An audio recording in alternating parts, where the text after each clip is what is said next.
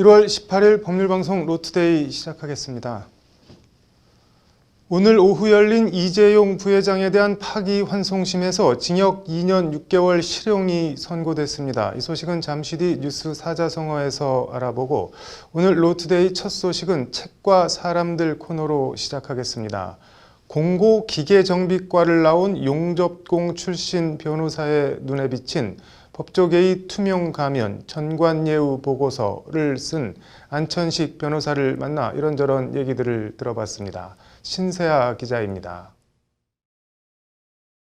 대한민국 법조계의 중심 서울 서초동 변호사 사무실에서 만난 안천식 변호사는 공고기계정비과를 나온 용접공 출신입니다.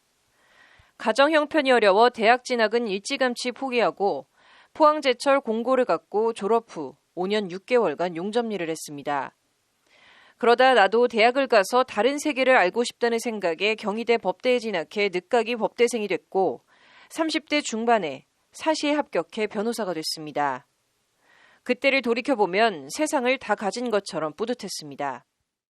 변호사 개업하고 어느 때보다도 이제 굉장히 희망이 있고 정의감이라기보다도 그냥 상식으로 이제 법률을 공부한 사람으로서 사회에 봉사도 봉사거리만 이제 자기 할 일을 다 함으로써 사회에 기여도 할 거다. 법률을 최소한의 상식이라 생각하고 믿었던 안천식 변호사는 그러나 개업한 지 얼마 지나지 않아 한 사건을 맡으면서 그 믿음이 뿌리에서부터 금이 가기 시작합니다. 2005년도에 이제 대기업 건설이라는 이제 회사가 김포에 사는 기어로 씨한테 소송을 겁니다. 이유는 당시 김포 기어로시 소유의 전답 약 1,000여 평, 당시 시가로 한 70억 정도 된다고 합니다. 그걸 이제 9억 4천만 원에 넘겨달라고 이렇게 소송을. 자신은 해당 건설사에 그 같은 금액에 그 같은 계약을 한 적이 없다는 의뢰인의 말을 신뢰해 안천식 변호사는 사건을 맡습니다. 그게 15년이나 가는 긴 소송이 될 줄은 안천식 변호사는 그때는 짐작조차 하지 못했습니다.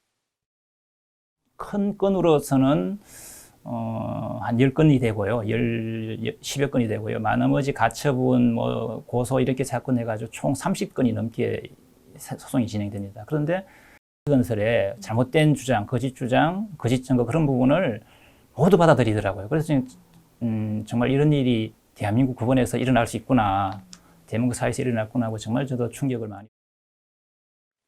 이 일련의 소송 과정을 안천식 변호사는 지난 2012년 12월 18번째 소송, 그리고 지난 2015년 고백, 그리고 고발, 찢어진 예금 통장이라는 제목의 책으로 펴낸 바 있습니다. 그리고 모든 소송이 패소로 끝난 지난해 2월, 안천식 변호사는 지난 15년의 경과를 법조계의 투명 가면 전관예우 보고서라는 책으로 정리합니다. 그리고 네 번째 저서 전관예우 보고서 서문에 안천식 변호사는 법관을 너무 믿지 마세요. 사법 독립, 법관의 재판 독립도 너무 믿지 마세요라고 적어 넣었습니다. 저는 당연히 이제 첫 번째 재심 소송에서 건설측의 핵심 증인 위증죄로 받아냈고요. 두 번째도 건설측 핵심 증인의 위증죄를 또 받아냈어요. 그러면 건설이 주장하는 근거는 아무것도 없게 되는데, 그럼 당연히 판결이 바뀌겠다 싶었는데 안 바뀌더라고요. 그래서 이거는 뭔가 정말 법원에서. 안 변호사 주장이 사실이라면 우리 법원이 왜 이렇게 유독 안 변호사 사건에 대해서 가혹했을까? 안 변호사는 법원이 자신들의 잘못을 인정하고 잘못을 되돌리는 데 인색했기 때문이라고 말합니다. 해결이 안 되고 점점 왜곡되고 이런 부분을 이제 한 15년간 쌓이다 보니까는 법원도 이제 상당 부분을 너무 많이 자기들이 잘못했다, 그런 부분을 이걸 밝히기가 지금 두렵다, 이런 생각을 하는 것까지 느껴지고요. 그리고 이 사람 한 사람만 조용하게 하면 되는데, 그러면 자기들은 아무 문제가 없는데 얘가 왜 이럴까, 결국 얘도 포기하겠지, 이런 식으로 이제. 바로 그런 보이지 않는 압박과 두려움을 이겨내는 것, 안 변호사가 일련의 책을 펴낸 이유이기도 합니다.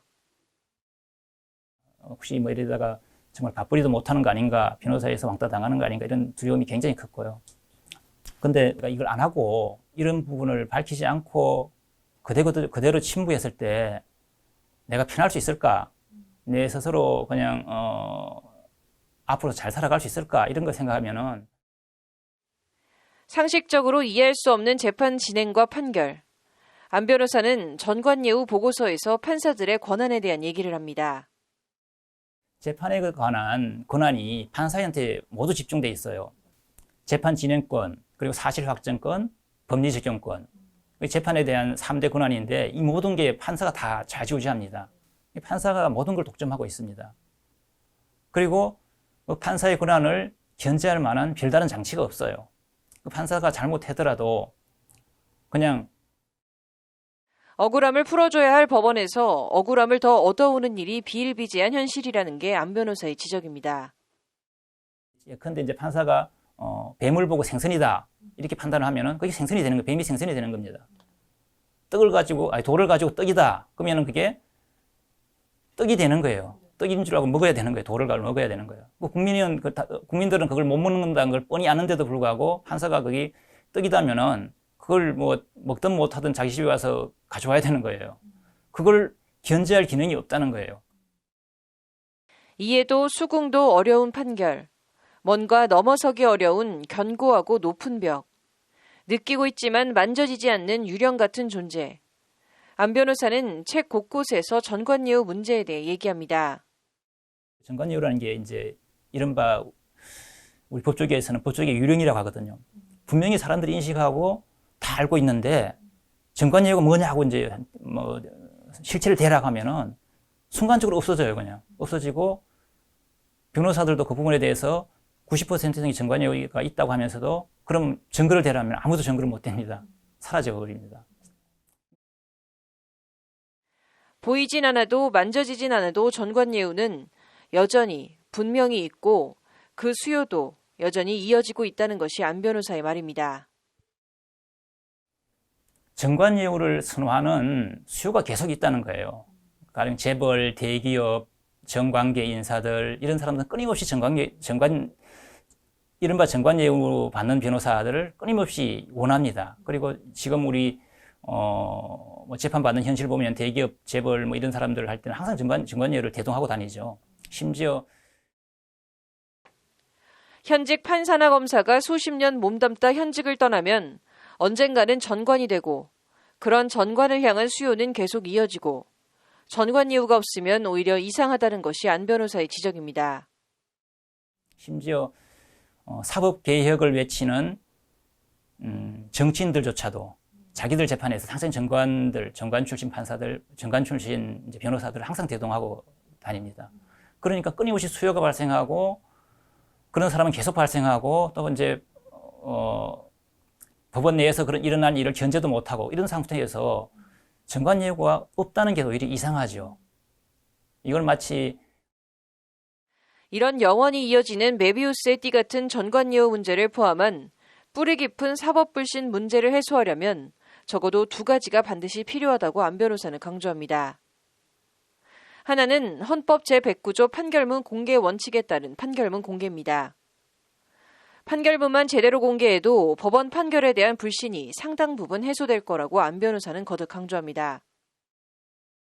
우리 현실은 대부분의 판결이 공개되지 않고 있죠. 참 참혹한 일입니다. 헌법에서 그렇게 정해놓고 있음에도 불구하고 헌법을 가장 먼저 실천해야 될 법원이 그 부분을 전혀 실행하지 않고 있다는 겁니다. 나쁜 재판 혹은 잘못된 재판 같은 경우에는 일반에 공개를 함으로 해서 오히려 좀 많은 사람들이 그 재판을 보면서 이거는 좀 잘못됐다고 생각하면서 오히려 수정을 하고 고치고 재심 제도를 통해서 바르게 하고 이렇게 하면서 전체 사법 제도가 올바르게 갈 수 있는 길이 있죠.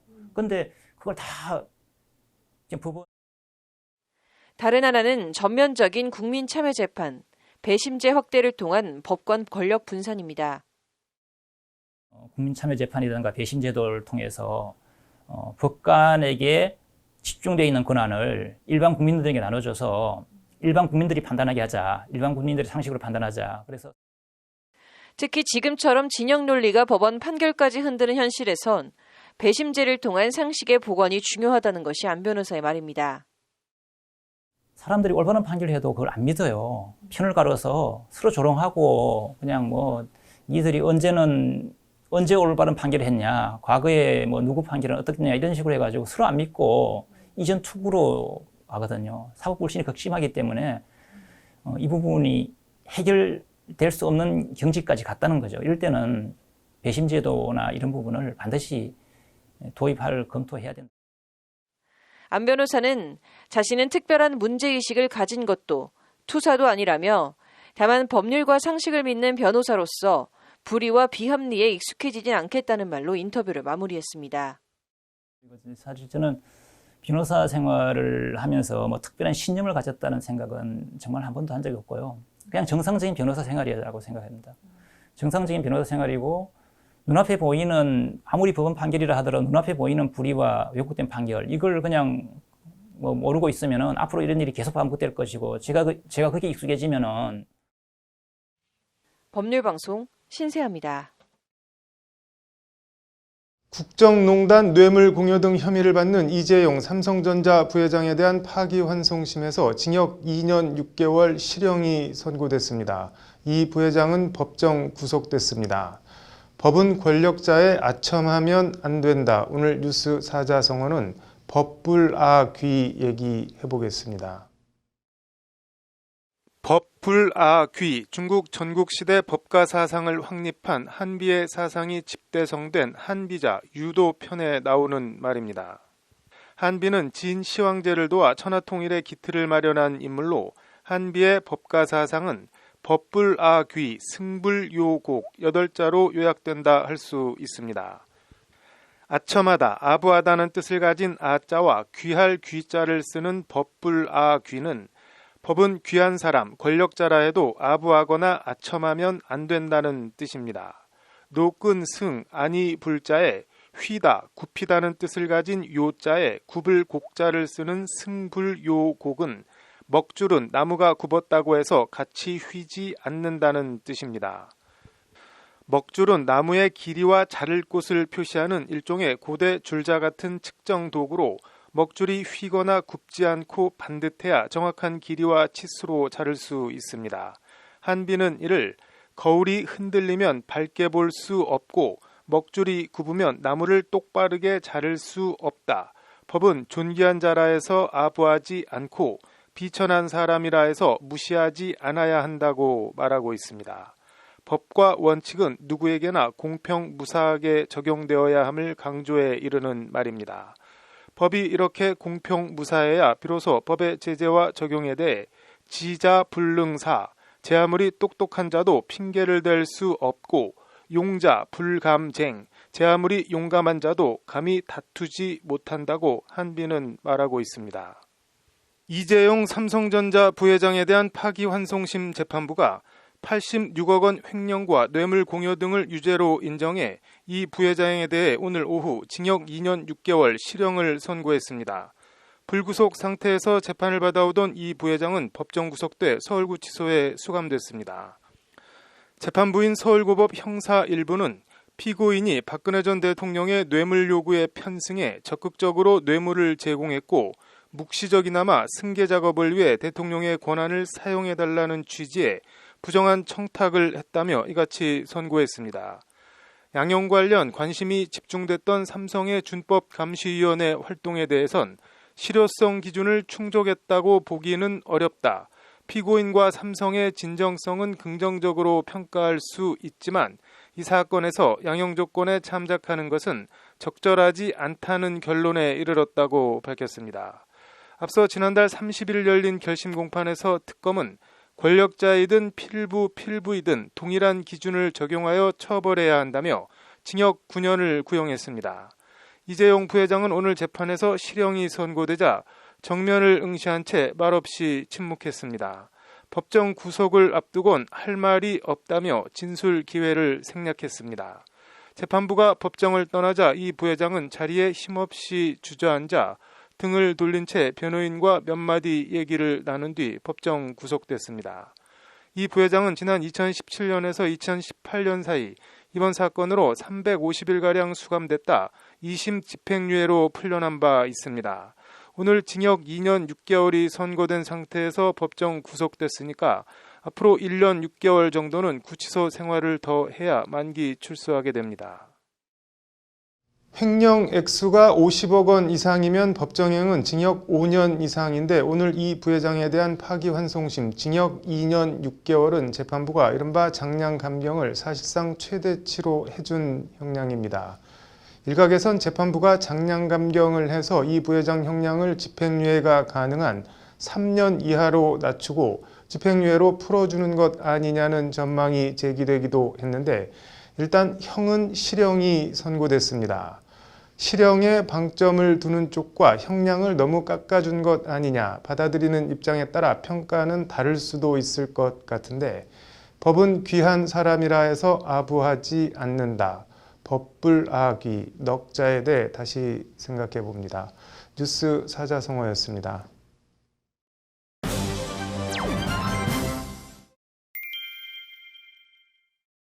네, 이어서 법조계 소식 전해드리겠습니다. 문재인 대통령이 박근혜, 이명박 두 전직 대통령 사면과 관련 지금은 사면을 말할 때가 아니라고 말했습니다. 문 대통령은 신년 기자회견에서 과거 잘못을 부정하는 상황에서 사면은 국민 상식이 용납하지 않을 것이라며 이같이 말했습니다. 신호등이 있든 없든 횡단보도 보행자 사고는 12대 중과실로 처벌해야 한다는 대법원 판결이 나왔습니다. 대법원은 모든 운전자는 횡단보도에선 보행자 통행이 방해되지 않도록 할 의무가 있다며 이같이 판결했습니다. 앞으로 119 허위 신고 과태료가 대폭 상향됩니다. 21일부터 시행되는 소방기본법 시행령 개정안은 119 거짓 신고 1회 200만 원, 2회 400만 원, 3회 이상은 500만 원의 과태료가 각각 부과됩니다. 울산 앞바다에서 밍크고래 2마리를 작살로 불법 포획해 죽게 한 선장과 선원 등 8명에게 1심에서 모두 징역형 실형이 선고됐습니다. 재판부는 엄정하게 처벌할 필요가 있다며 징역 8개월에서 최대 징역 2년을 각각 선고했습니다.